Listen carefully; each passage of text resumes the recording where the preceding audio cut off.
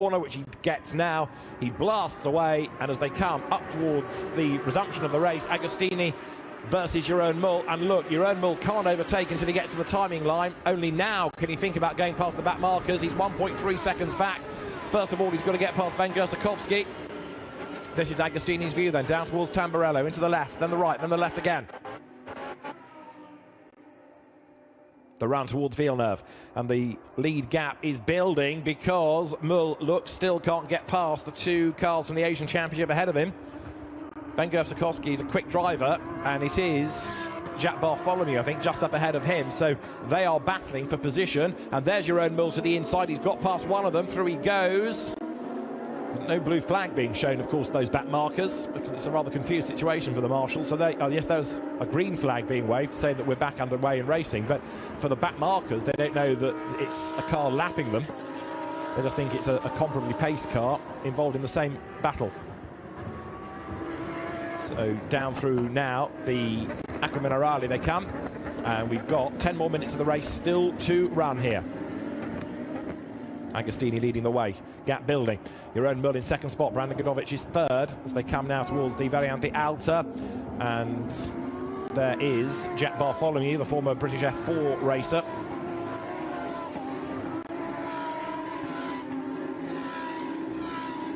Eduardo Piscopo is on his toes as well, to try and get up past Michele Beretta and get himself away from Austin Versteeg if he can, as they drop downhill. Versteeg to the outside line. There is Eduardo Piscopo, with a little bit of trim trailing at the back of the car, nothing significant. As wide there goes Michele Beretta out of Ravazza up towards the timing line once more. This will put now 21 laps in the book. They start lap 22 with 9 minutes to go, and the lead gap has shot up again to 3 seconds, and now Versteeg attacks Piscopo. That is for the class lead and for the championship as they go towards Tamburello. So the teams look on, waiting to see what is happening. They want to know who's in the lead of the class, as do we, and they're still side by side. That's the answer. Versteeg getting very physical as he tries to move across. They touch again. Piscopo is not going to be outfoxed by him, not outphased either, and he hangs on to the lead of the class. But remember, this is for the championship in Pro-Am, and Eduardo Piscopo stays ahead as he needs to do. They turn now up through Tosa. The Wayne Taylor racing team, the Change racing teams, all watching on. So Austin Versteeg in 116 for Change Racing. It's the same team operating the Piscopo and Taylor proto car. And as they come now out of the Acqua Minerale, there's more traffic up the road, but Piscopo focused now on what's going on behind him. He can't attack Beretta for the moment. He's got to try and stave off this challenge of Austin Versteeg as they come through the chicane at the Variante Alta once more. Downhill they will drop in a moment. There is Michele Beretta tucked up behind Ben Gersikovsky, who's currently 5th in the Asian race. The Asian top 3, by the way, is Cozzolino, Haryanto, and then Nigel Farmer. Haryanto and Pavlovic leading 5.8 seconds in the Pro-Am battle. So the race leader goes through. Riccardo Agostini is way, way wide. There goes Ben Gersikovsky, brings all the dirt back onto the road with him, and it fills up the air scoop at the front. That's going to enable Michele Beretta the chance to go past, and Piscopo now looking a straight line. He's getting away slightly by 0.6 of a second from Austin Versteeg as they go through. So the gap is starting to creep up, which is exactly what Piscopo needs after all the elbows out racing and a lap ago. 7 minutes to go now. Great stuff this as Agostini comes into Villeneuve. Out of the right-hander, down towards Tosa. There, look, behind him is Jeroen Mul. Brandon Godovic there is in 3rd spot, number 130. Best of the rest in a sense. He's got good pace, but not good enough to stay with the leaders, as there is 205 Jack Bartholomew. Because he was caught behind the safety car, that's cost him a lot of time, and he's 4th now in the Asian race, but no chance of improving unless anybody has a problem up the road.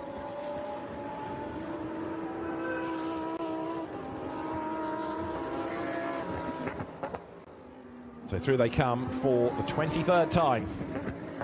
Jeroen Mul, former single-seater racer, drove for the Van Amersfoort racing team that looked after the likes of Max Verstappen and Charles Leclerc, for example, in Formula 3. Jeroen Mul didn't get to the heady heights of international Formula 3, but he moved to Porsche Super Cup, and then by dint of doing a 24-hour race in Dubai, in a Lamborghini, was noticed by the management, who scooped him up, put him into the Lamborghini Super Trofeo and on the Young Driver programme, and he's never looked back.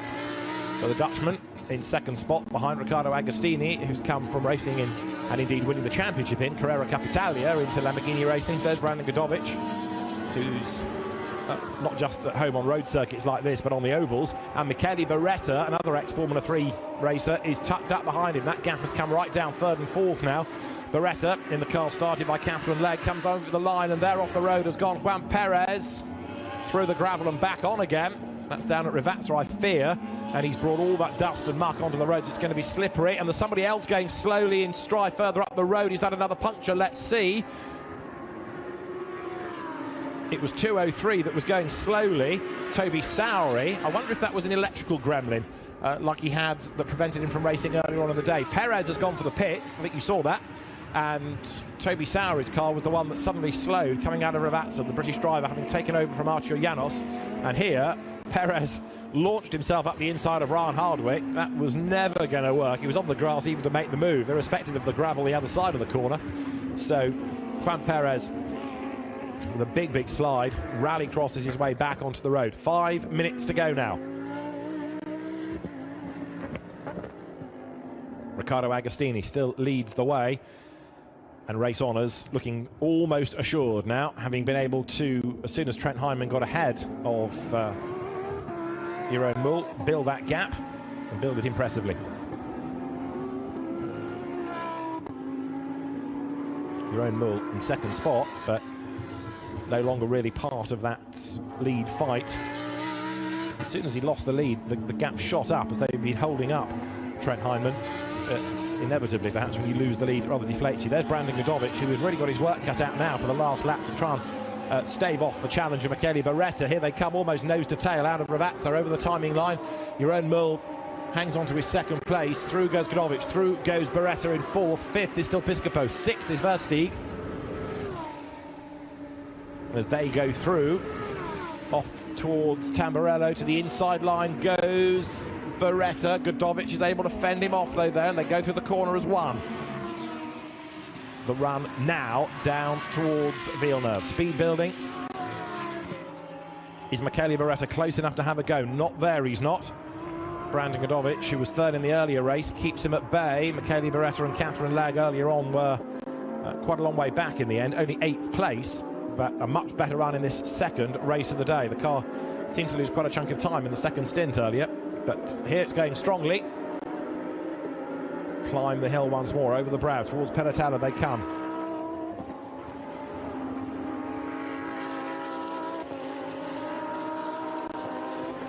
Three more minutes on the clock. How many more laps can they squeeze out? Probably 2 more at the end of this for the race leader.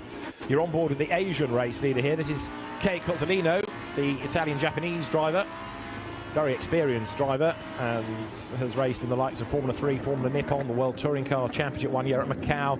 He has raced and won in Blancpain GT Series Asia this year in a Lamborghini, having raced in Super Trofeo Europe into Super Trofeo Asia, and he's won that already this year.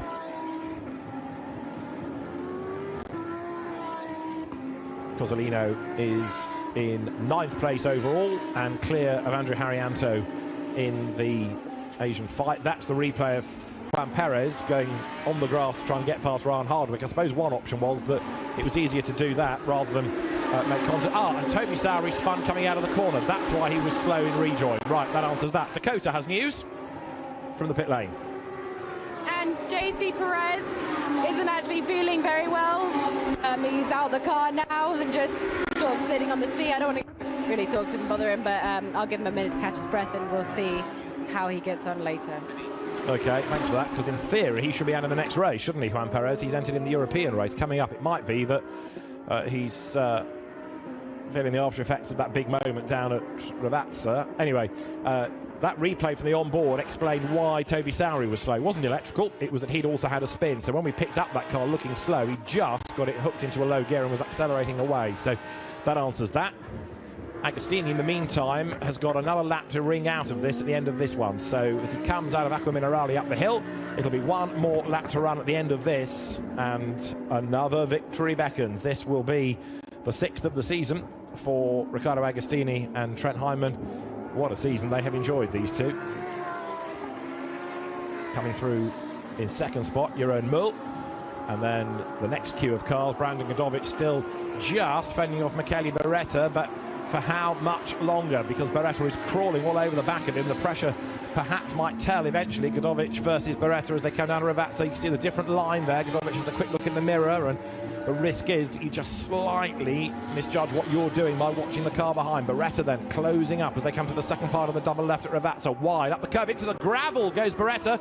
Puts the power down a bit early, and the car almost took flight there. You saw the way it suddenly changed its whole language. It suddenly squirmed from underneath him, and he's lost a chunk of time as a result. The gap is 1.6 seconds as they come through. Godovic to Beretta then. 1.6 time lost there, as here you have in replay.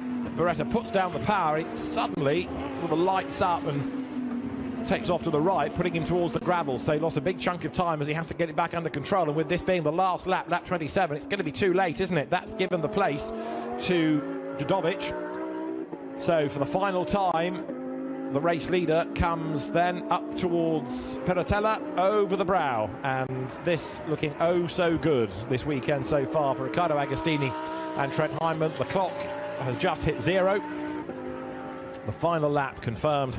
27 laps will be done despite the safety car by the charging Riccardo Agostini. Trent Hyndman's great first stint. He had to do the hard yards this time and get the car into the lead of the race. In Pro-Am, it is still Piscopo ahead of Taylor. It was Piscopo ahead of Taylor, apologies. Piscopo ahead of Versteeg, and that's going to give them the championship provisionally. Eduardo Piscopo, who was 2 points behind, and will now be 3 ahead. Will be 1 ahead because he outscores by 3, if you're following all of this. So 15 for a win, 12 for second. It means that Piscopo and Taylor Proto are going to win the Pro-Am Championship, but already Pro champions and now race winners in the final round of the North American Series. Riccardo Agostini and Trent Hyndman come across the line. Riccardo Agostini takes the flag in the second stint and wins the final North American Championship race of the season. Jeroen Mul comes through for second place. And then third, is it going to be Brandon Godovic? He should have enough in hand. He comes up towards the line. He goes through ahead of Beretta. Piscopo takes 5th. And then for 6th spot is Austin Versteeg. 7th is Yuki Hirata, who wins the AM class. And 8th spot goes the way of Kei Cozzolino and Afik Yazid to win the Asian race ahead of Emmanuel Onassis and then Ryan Hardwick for 10th. Trent Hyndman celebrates a win. And what a weekend he and Riccardo Agostini are having. Riccardo Agostini on the last lap did the fastest lap of the race as well, in fact. And Taylor Proto takes the Pro-Am Championship, and a very happy man he is too. Taylor Proto then, along with Eduardo Piscopo, Pro-Am champion.